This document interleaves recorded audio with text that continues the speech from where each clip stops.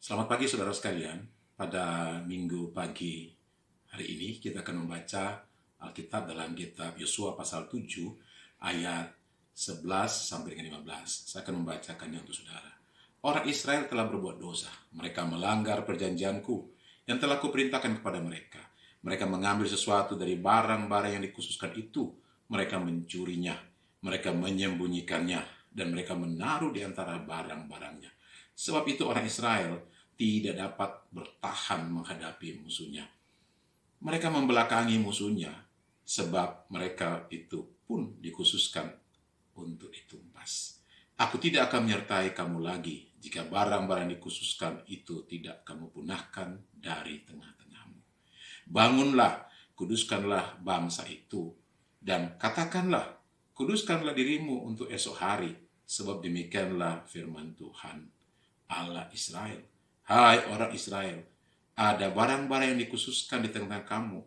Kamu tidak dapat bertahan menghadapi musuhmu sebelum barang-barang yang dikhususkan itu kamu jauhkan dari tengah-tengah kamu.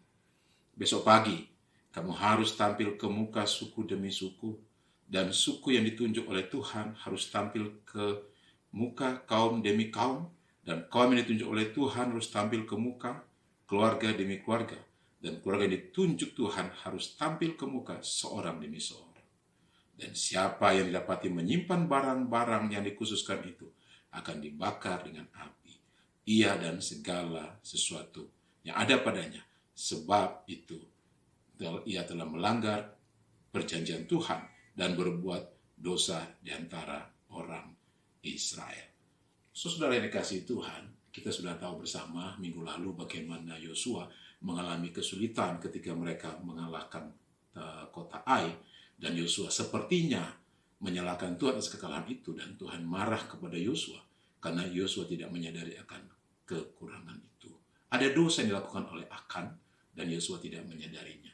Tapi kini ketika Yosua menyadarinya, ada pemulihan yang akan Tuhan berikan kepada kita semua, kepada orang Israel, dengan 3 syarat sebagaimana yang sudah pegang apa yang sudah disampaikan. Yang pertama adalah hidup di dalam kesadaran. Dalam ayat 11, orang Israel telah berbuat dosa. Sadarkah ini? Ketika Yosua menyadari akan hal ini, maka pemulihan akan terjadi. Bukan cuma sekedar bagi dirinya, tapi juga sekedar dan juga bagi bangsanya. Hal yang kedua adalah bagaimana mereka dituntut oleh Tuhan untuk hidup di dalam kekudusan. Ingat saudara, konsep kudus di dalam perjanjian lama maupun perjanjian baru adalah hal yang sangat dekat dengan kekristenan, sangat dekat dengan orang percaya, sangat dekat dengan orang Yahudi. Oleh karena itu, ketika Tuhan meminta supaya Yosua harus menguduskan dirinya, menguduskan bangsanya, maka pemulihan itu akan terjadi. Dan yang terakhir adalah ketaatan. Bagaimana ketika Yosua diperintah oleh Tuhan? Ada 4 kali kata harus muncul dalam ayat 14. Dan itu adalah sesuatu yang benar-benar membutuhkan sebuah ketaatan. Ketaatan untuk menuruti apa yang Tuhan mau. Sampai akhirnya ditemukanlah orang yang membuat salah itu. Saudara sekalian, kiranya minggu di mana kita harus beribadah sendirian di rumah bersama dengan keluarga. Kita tidak beribadah secara berjemaat, tapi kita beribadah sendiri karena pandemi COVID-19. Tapi tidak mengurangi kita untuk mengerti firman Tuhan. Belajarlah hidup dari Yosua. Jika ingin merasakan pemulihan Tuhan, maka yang pertama, lakukan prinsip kehidupan ini.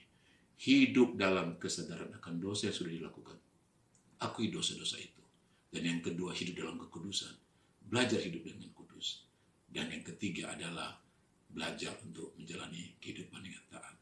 Kiranya hari Minggu ini menjadi hari yang berkenan, hari yang penuh sukacita, dan hari yang penuh berkat bagi kita semua di gereja kita ini. Tuhan memberkati. Amin.